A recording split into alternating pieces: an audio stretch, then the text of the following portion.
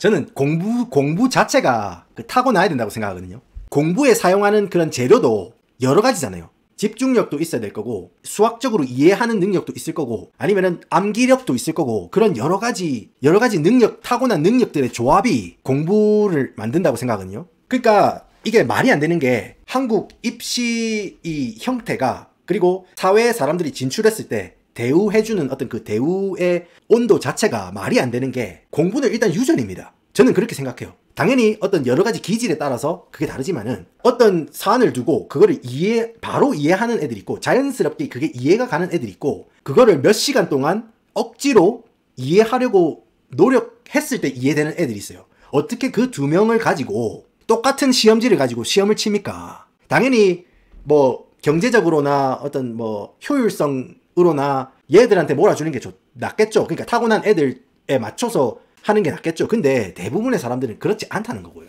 예. 제가 미국에 와서 더 느낀 게 뭐냐면은 정말 안타까운 거예요. 왜냐면은 한국에는 100명이 있으면은 진짜로 공부 타고난 애들은 3명, 4명이라는 거죠. 걔들은 그것만 하면 돼. 그래가지고 세상을 바꾸면 되는 거야. 나머지 애들은 배관 고치고, 쓰레기 치우고, 그 다음에 요리하고, 머리 자르고, 그런 거 하면서 만족감 느끼면서 대우받을 수 있게 해달라는 거죠. 그죠? 근데 사회적으로 그렇게 안 보잖아요. 그러니까 남 시선이 중요하니까 그렇게 되는 거예요. 뭐 저도 그거에서 자유롭지 않지만. 그래서 안타깝죠. 왜냐면은 저 미국 딱 왔을 때 플러머, 그 배관공 있잖아요. 그 사람들이 돈을 엄청 많이 줘요. 그리고 제가 하나 이야기해 드릴게요. 저 골드맨삭스 처음 취직했을 때, 제가 그때 20대였잖아요. 골드맨삭스 처음 취직했을 때, 그때 이제 30대, 40대 저보다 나이 많은 사람들한테, 그러니까 미국에는 이제 자기 커리어에 대해서 처음 만난 사람하고도 자기 직업에 대해서 이야기하는 게 굉장히 보편적이라는 거죠. 신뢰가 아니라는 거죠. 그 사람들이 저한테 이야기를 해요. 어디서 일하냐고 물어봐요. 그러면 저 이런 데 다닙니다. 그러면은 oh man, I'm so sorry bro. Like really. 미안. 진짜로 그렇게 그런 기업에 다닌다는 게 참 안타깝고 미안하기까지 하다. 이런 식으로 이야기를 해요. 아니 대기업 다니는 사람한테 그렇게 이야기를 한다고요. 왜냐면은 이 사람도 아는 거죠. 대학 취직해서 바로 다니는 회사면은 일 엄청나게 시킬 거고 박봉에 그냥 죽을 때까지 그렇게 일을 시킨다고 그렇게 미국에는 알려져 있거든요. 그게 맞기도 하고요. 그런데 그 사람은 자기 사업하고 자기 일하면서 몇 억씩 번다는 거죠. 그렇기 때문에 그 사람 입장에서는 대기업 다니는 사람들이 얼마나 불쌍하겠어요. 그러다 보니까 이제 미국에서는 그런 entrepreneurship이 워낙 자기 개인 사업하는 게 워낙 보편적이다 보니까 그냥 대기업 다니는 사람들 굉장히 불쌍하게 여겨요.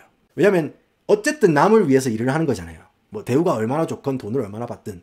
근데 자기 사업에서 성공하는 사람들은 대기업에서 뭐 취급도 안 해줘요. 팀장 취급도 안 해줘요. 뭐 upper echelon 올라가면 또 몰라. 뭐 전무 뭐 이급 이상 되면 뭐 앞에서는 뭐 그래요. 정말로 좋은 회사 다니시네요. 이렇게 이야기하더라도 뒤에서는 자기 사업 있는 사람들은 취급도 안 해줍니다. 진짜 우리가 그냥 그렇게 자라왔고 대기업 취직해서 살아가는 게 그게 정도라고 생각했고 그걸 성취해서 내가 참 기분 좋은 거는 맞는데 미국 내에서는 그런 어떤 그 뉘앙스가 있다는 것만 알아두시고 플러머라든지 용접하는 사람들 그런 사람들 진짜로 돈 엄청나게 벌고 대우도 잘 받아요. 말씀하신 것처럼 이제 한국은 이제 기름칠 하면은 대우 못 받는다 그렇게 말씀하시는데 요즘은 좀 많이 달라지는 것 같더라고요. 그렇게 돼야 돼요 진짜로. 왜냐면 아까도 말씀드렸듯이 공부가 길이 아닌 사람들은 그냥 바로 자기가 편하게 잘할 수 있는데 그러니까 공부를 아예 포기하라는 게 아니고 왜 용접할 사람들이 미적분을 배우고 있냐고요. 그걸 이제 사회적인 분위기가 그거를 인정해주는 분위기면은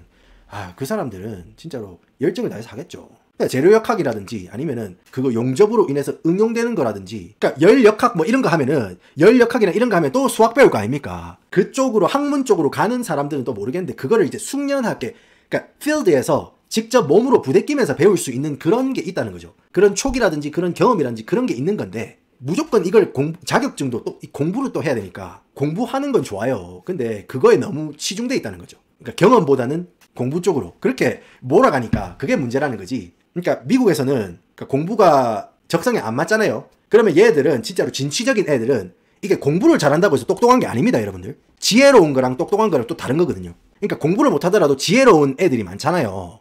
미국에도 그런 애들이 있다는 거죠.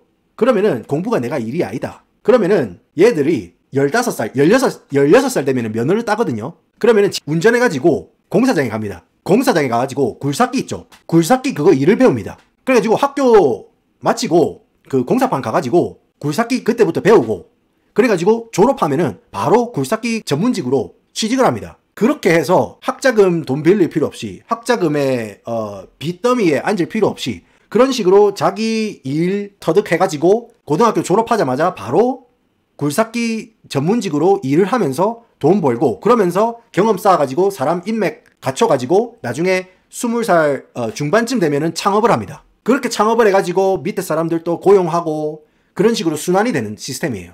적어도 제가 사는 주는 그래요. 캘리포니아, 뭐 텍사스, 뉴욕 그는 모르겠어요. 적어도 제가 사는 주는 그게 가능하다는 거예요. 그래서 여러분들 이제 미디어에서 주구장창 캘리포니아 보여주잖아요. 캘리포니아 주 내에서도 다 다릅니다. 카운티 정책이 다 다르고요.